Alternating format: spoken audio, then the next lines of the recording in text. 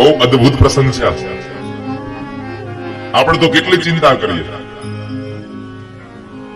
પણ આપણે ચિંતા કરવાની જરૂર નથી.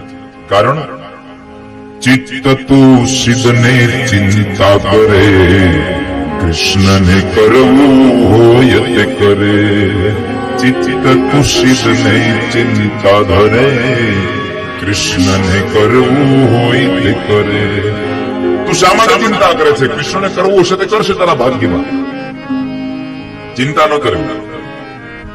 અને હું હંમેશા કહું છું, જયારે પણ દુઃખનો સમય આવે ત્યારે ચિંતા ન કરવી. બની શકે તો ભગવાનના નામનું ચિંતન કરવું. સાહેબ, ચિંતા કરતા ચિંતન વધુ સારું છે.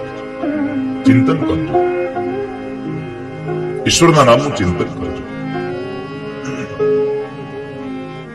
શું ચિંતા કરવાની?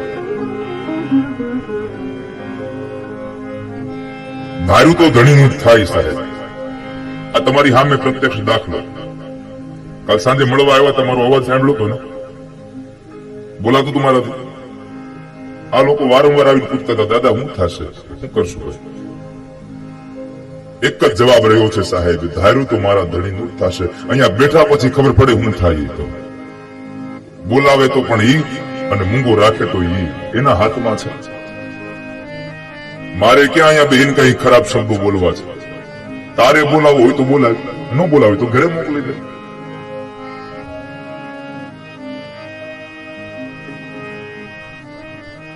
ભરોસો રાખજો સાહેબ. નરસિંહ મહેતાના દીકરા શામળિયાના લગ્ન, તમને પ્રસંગ આવ્યો છે, નાનો એક પ્રસંગ છે, કહી દઉં. જો કેટલો ભરોસો હોય.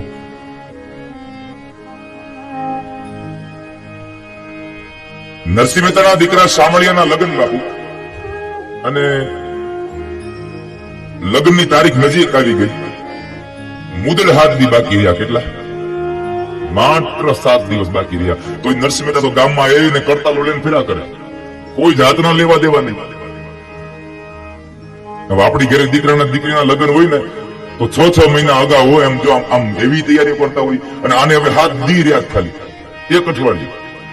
અને તો એને ખબર નથી કે 7મે દિવસે હાંજે બરાબર માણેક ગૌરી અને મહેતાજી બે બેઠા છે.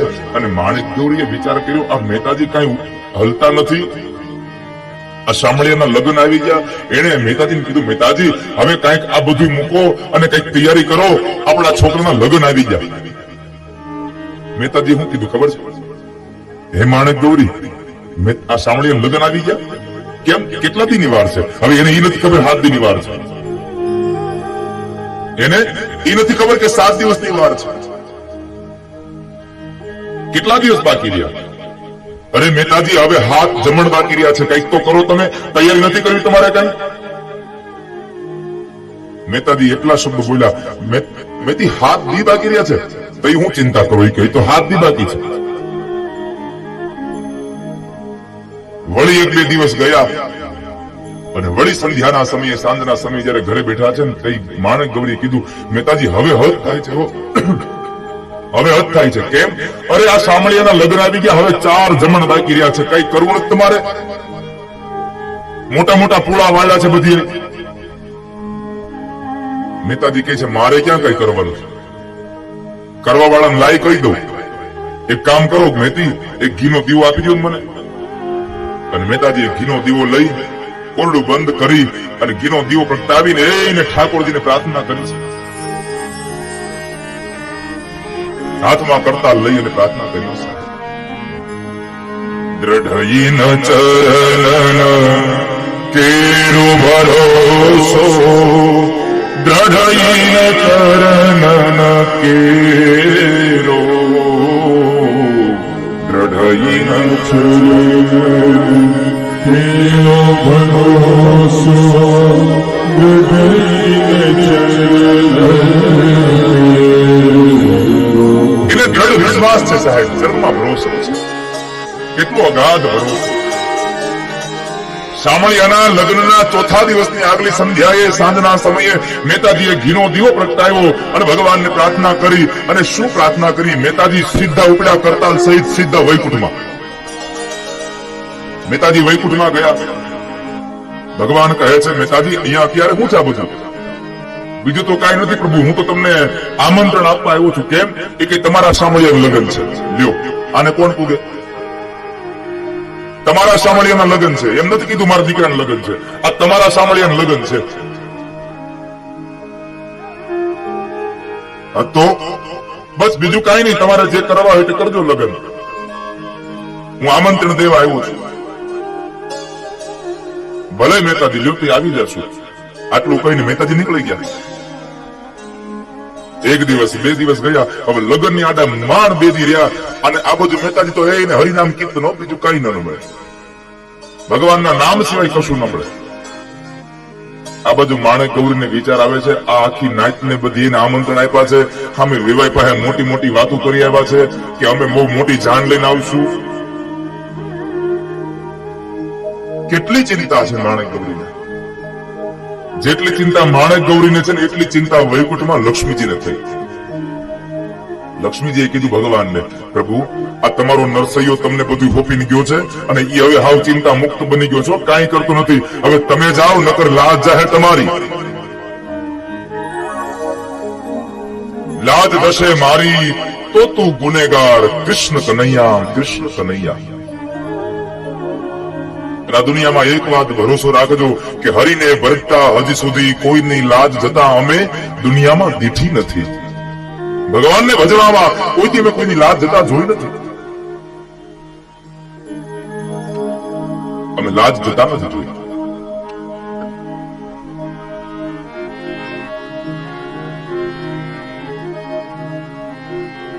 અને એ સમયે હવે હજી અહીંયા કોઈ જાતની તૈયારી નહીં હો.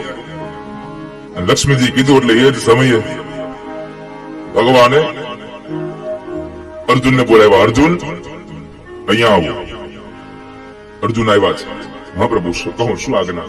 જાઓ જુનાગઢ, આપણે નરસિંહ મહેતાના દીકરા શામળિયાના લગ્ન છે અને હજી રંગકામ બાકી છે. જાઓ તમે ધોળવા વાળા થઈને વ્યા જાઓ. 2 દિવસ અગાઉ અર્જુન આવ્યા છે જુનાગઢમાં. નરસિંહ મહેતાને ઘરે આવી દરવાજો ખટખટાવ્યો અને માણેક ગૌરીએ બરાબર દરવાજો ખોલ્યો. માણેક ગૌરી પૂછે છે, ભાઈ કોણ તમે? શું કામ હતું? અરે બા, હું રંગ ધોળવા વાળો. રંગ ધોળવા વાળા? અરે હા, હું રંગ ધોળવા વાળો આવ્યો છું.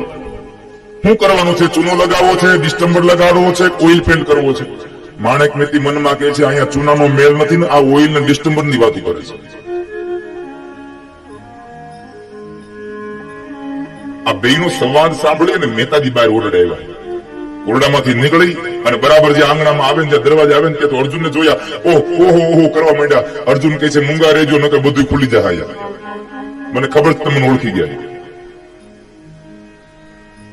નરસિંહ મહેતાને ચૂપ કર્યા. નરસિંહ મહેતાને પૂછે છે, મહેતાજી કેટલું રંગવાનું છે આપણે? મહેતાજી કહે છે, મારે આખું જુનાગઢ રંગાવું છે. એક રાતમાં અર્જુને આખું જુનાગઢ રંગી નાખ્યું. સાહેબ, આ તો ભગવાનનો મોકલે, શું વાર લાગે? અને આ સત્ય ઘટના છો, જરાય કાલ્પનિક નથી. આ સત્ય ઘટના બનેલી છે આ કલિકાલમાં.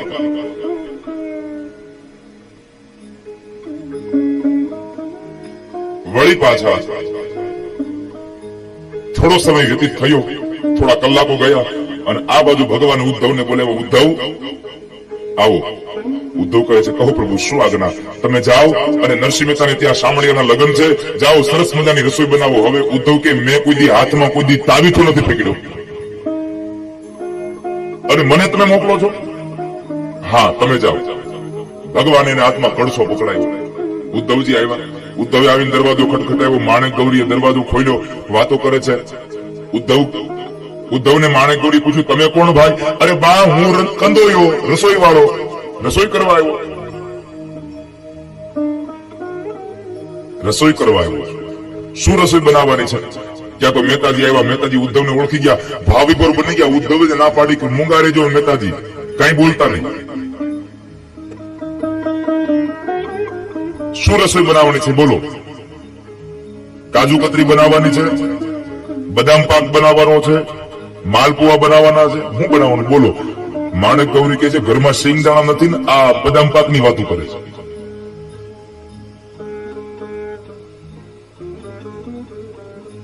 મહેતાજી કહે છે તમને શું બનાવતા આવડે એ કયો નહીં કે મફતનું હતું એટલે પછી એમાં મૂકે કોઈ માણસ? જ્યાં સુધી મફતનું મળતું હોય ત્યાં સુધી તો તમે વાત જ જવા દો. હારા હારા લાઈનમાં ઉભા રહી જાય. જેના માટે આપણે કોઈ દી આપણું મગજ કામ ન કરે આવા માણસો લાઈનમાં ઉભા રહી જાય. મહેતાજી કહે છે મારે તો આખી જુનાગઢ ને જમાડવાનું, તમારથી થઈ જશે. એને સરસ મજાની રસોઈ બનાવી, જુનાગઢના બધા લોકોને જમાડ્યા, બધું થઈ ગયું. માંડવાનો દિવસ સંપન્ન થઈ ગયો. હવે બીજા દિવસે જાન લઈને જવાનું, આગલે દી સાંજે બધાને જાનમાં આવવાનું કીધું, પણ આખી નાગરી ના અટકીને ઉભી રહી. આપણે કોઈને જાનમાં જવાનું નથી, આપણે કોઈ જાનમાં નહીં જઈએ. હવે આ બાજુ માણેક ગૌરી ચિંતા કરે કે આ કાલ કોઈ જાનમાં આવશે નહીં તો હું મહેતાજી અને મારો છોકરો આ 3 જણા જાન લઈને જાવું, જાન લાગશે કેવી? હવે ત્યાં તો વેવાઈની પાસે બહુ મોટી વાતો કરી છે, બહુ મોટા સમાચાર મોકલા છે કે અમે વેવાઈ આવડા છે ને અમે આટલી જાન લઈશું, આટલી જાન લઈને આવશું, તમે બધી વ્યવસ્થા કરજો. ત્યાં વેવાઈ વ્યવસ્થા કરી છે, અમે 3 જણા જઈને ઉભા રહેવું, આ જાન લાગશે કેવી? આ બધું લક્ષ્મીજીએ કીધું, પ્રભુ જુનાગઢની નાગરી નાય તો અટકીને ઉભી છે, શામળિયાની જાનમાં કોઈ આવવાનું નથી. હવે જાનૈયા તમારે તૈયાર કરવાના છે, તમે તૈયાર કરો. અને ભગવાને સ્વર્ગના દેવતાઓને તૈયાર કર્યા અને એને જાનમાં જવાનો સમય આવ્યો, આખી જાન રેડીમેડ તૈયાર ઉતરી હો, તૈયાર જાન આવી. ભગવાન પોતે પિતાંબર પહેર્યા છે, જરકસી જામા ઓઢ્યા છે, એને સારા સારા મોતીના હાર પહેર્યા છે, માથામાં મુગટ શોભે છે હીરા માણેકના. જાન લઈને જાય છે. જુનાગઢના બધા લોકો વિચાર કરે આ મહેમાન આવ્યા ક્યાંથી, આ કોઈ જોયા તો નથી. આ નહીં એ બધા પરલોકના છે. જાન ગઈ, આગળ ભગવાન હાલ્યા જાય છે, પાછળ બધા દેવતાઓ હાલ્યા જાય છે, શામળિયાનો વરઘોડો જાય છે. અને એ સમયમાં રિવાજ હતો કે વેવાઈ જયારે આપણા ઘરે આવે ને ત્યારે આંગણામાં પેલા એને ભેટવાનું અને શાલ ઉઢાડીને સન્માન કરવાનું, પછી જાન અંદર લઈ જાય. એટલે વેવાઈને મળવા અમે વેવાઈ આવ્યા હતા કે તો આગળ ભગવાનને જોઈ ગયા એટલે એને સરસ મજાના કપડા પહેર્યા હતા. એટલે એમાં થાય કે આજ વરાધન બાપુ હશે અને આપણે વરાધન બાપુનો ઓળખો એટલે શું કરવાનું, ગમે ત્યાં ગોતવાનું. પાકીટ વાળો ક્યાં છે, નાનું એવું પાકીટ લઈને ફરતો હોય. એમાં શું હોય ખબર છે? ચાંદલાની બુક, હાથ ગણવાની બુક હોય. એમાં બીજું બધું ભૂલી જાય પણ હાથ ગણવાની બુક ન ભૂલે.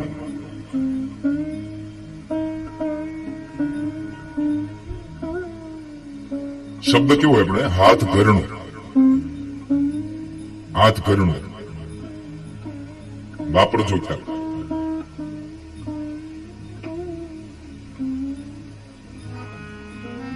વેવાઈને થયું વાતો અમારા વેવાઈ જ આવે છે, એકદમ દોડતા આવ્યા અને વેવાઈને શાલ ઉઢાડવા ગયા, ગળે મળવા ગયા ને ત્યાં ભગવાને કીધું અરે પણ ઉભા રહ્યો, હું તમારો વેવાઈ નથી.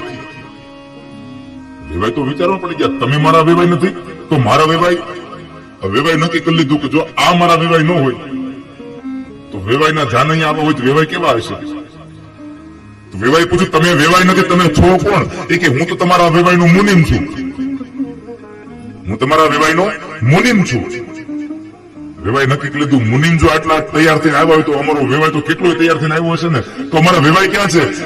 ભગવાન કીધું એ તમારો વેવાઈ લગર વગર આવેલો આવે. એક પોતડી પહેરી હતી, હાથમાં કડતાલ સાહેબ હરિજનોની સાથે, એક જ મોઢામાંથી નામ નીકળે, રાધા રાધા કૃષ્ણ રાધા,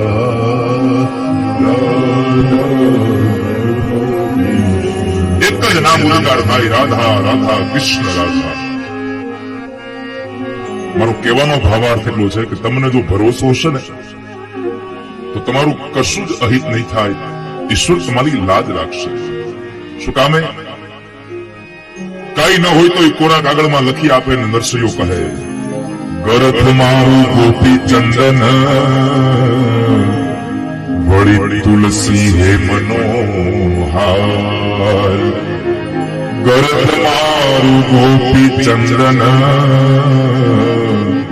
વળી તુલસી હે મનોહાર. સાચું નાણું મારે સાંભળો, નાણું મારે સાંભળો મારી દોલતમાં ઝાંઝ ને પખાજ રે સાંભળા ગીરધારી મારી દોલતમાં ઝાંઝ ને પખાજ રે સાંભળા ગીરધારી હે મારી દોલતમાં ઝાંઝ ને પખાજ રે શામળા ગીરધારી મારી દોલતમાં ઝાંઝ ને પખાજ રે શામળા ગીરધારી કે મારી ઊની સામળિયા ને હાથ રે શામળા ગીરધારી મારી ઊની સામળિયા ને હાથ રે શામળા ગીરધારી કે મારી ઊની સ્વીકારો મહારાજ રે શામળા ગીરધારી મારી ઊની સ્વીકારો મહારાજ રે શામળા